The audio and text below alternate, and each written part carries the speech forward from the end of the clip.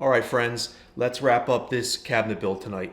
The last thing I did before I went in last night was glue the plugs into these pocket holes. And those plugs are sold specifically by Craig to fit in the pocket holes. You can get them in paint grade, you can get them in hardwoods like oak and other species in case you want a natural finish that you're not painting. Now I'm going to use my flush trim saw and just trim these off flush and sand them.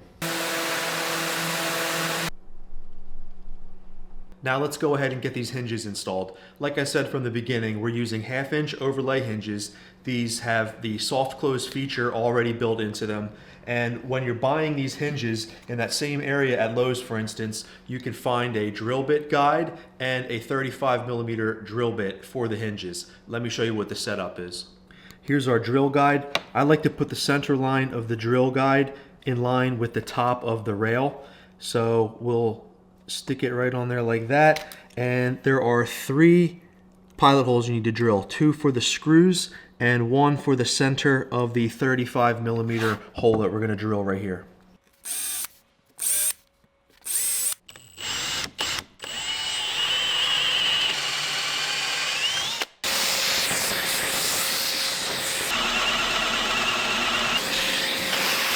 Now you go ahead and just put the hinge in the hole that you drilled, and they include screws with the hinge to attach it to the door.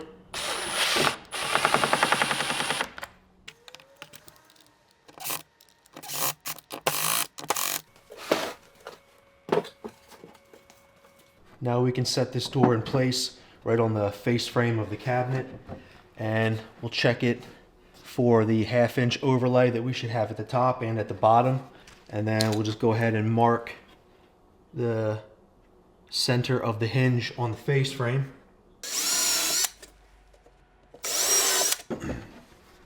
You put the door back, and the hinges also come with the screws that you run into the face frame.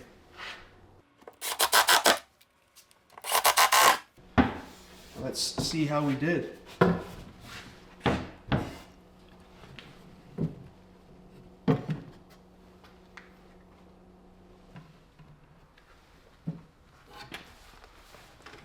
Well, there we have it, guys. I would say mission accomplished. A basic wall cabinet, pretty basic construction.